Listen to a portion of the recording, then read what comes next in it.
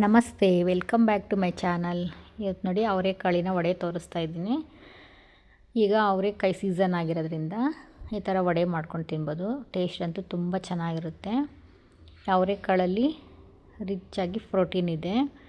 ಈಗ ಸೀಸನಲ್ಲಿ ಸಿಗೋದ್ರಿಂದ ಈ ಥರ ಮಾಡ್ಕೊಂಡು ತಿನ್ಬೋದು. ಟೇಸ್ಟ್ ಅಂತೂ ತುಂಬ ಚೆನ್ನಾಗಿರುತ್ತೆ. ಇದಕ್ಕೆ ನಾವು ಅವರೆಕಾಳು ಒಂದು 100 ಗ್ರಾಮ್ ಅವರೆಕಾಳು ತೊಗೊಂಡ್ರೆ ನಾವು 50 ಗ್ರಾಮು ಅಕ್ಕಿ ಹಿಟ್ಟು ತೊಗೋಬೇಕಾಗುತ್ತೆ. ಮತ್ತು ಈರುಳ್ಳಿ ಒಂದೆರಡು ತೊಗೊಂಡಿದ್ದೀನಿ ನಾನೀಗ ಇಲ್ಲಿ.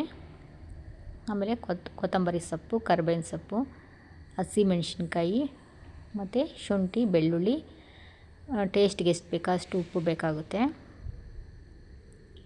ನಾವು ಕಡಲೆಬೇಳೆ ವಡೆ ಮಾಡೋ ಥರನೇ ಇದನ್ನು ಮಾಡೋದು. ಟೇಸ್ಟ್ ಅಂತೂ ತುಂಬ ಚೆನ್ನಾಗಿರುತ್ತೆ. ಇದಕ್ಕೊಂದು ಸ್ವಲ್ಪ ಗರಂ ಮಸಾಲ ಹಾಕಬೇಕಾಗುತ್ತೆ, ಚಕ್ಕೆ ಲವಂಗ.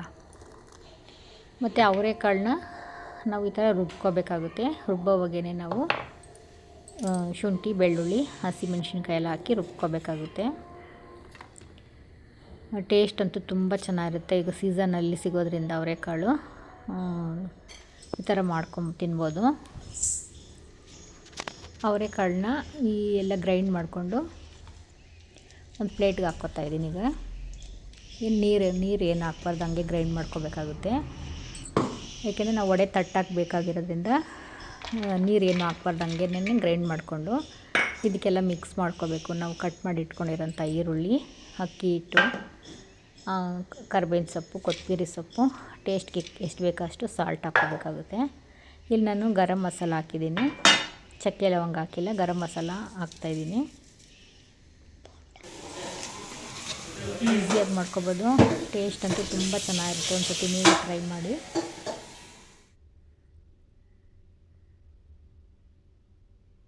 ಕ್ಲೀನಾಗಿ ಈ ಥರ ಮಿಕ್ಸ್ ಮಾಡ್ಕೋಬೇಕು. ಅವರೆಕಾಳಲ್ಲಿ ನೀರಿನ ಅಂಶ ಇರೋದ್ರಿಂದ ನಾವು ಅಕ್ಕಿ ಹಿಟ್ಟು ಹಾಕಿ ಮಿಕ್ಸ್ ಮಾಡಿದ್ರೂ ಸಹ ನೀರು ಬೇಕಾಗಲ್ಲ. ಅಕಸ್ಮಾತ್ ನೀರು ಬೇಕಾದರೆ ಹಾಕ್ಕೊಂಡು ಮಿಕ್ಸ್ ಮಾಡ್ಕೋಬೋದು. ಈರುಳ್ಳಿ ಇವೆಲ್ಲ ಹಾಕಿರೋದ್ರಿಂದ ನಾವು ನೀರೇನು ಬೇಕಾಗಲ್ಲ. ನಾವು ಮಾಮೂಲಿ ಹೆಂಗೆ ಕಡಲೆಬೇಳೆ ವಡೆ ಮಾಡ್ತೀವೋ ಆ ಥರ ಮಾಡ್ಕೋಬೋದು. ಕ್ಲೀನಾಗಿ ಮಿಕ್ಸ್ ಮಾಡಬೇಕಾಗುತ್ತೆ.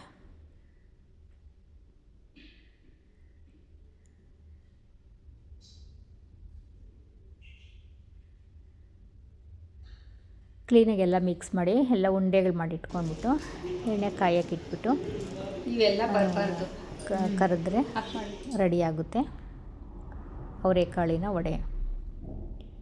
ನಾವು ಡೀಪ್ ಫ್ರೈ ಮಾಡ್ತೀವಲ್ಲ, ಡೀಪ್ ಫ್ರೈ ಮಾಡಬೇಕಾದ್ರೂ ಅದು ಗೋಲ್ಡನ್ ಬ್ರೌನ್ ಬರುತ್ತೆ, ಅಲ್ಲಿ ತನಕ ಫ್ರೈ ಮಾಡ್ಕೋಬೇಕಾಗುತ್ತೆ ನಾವು.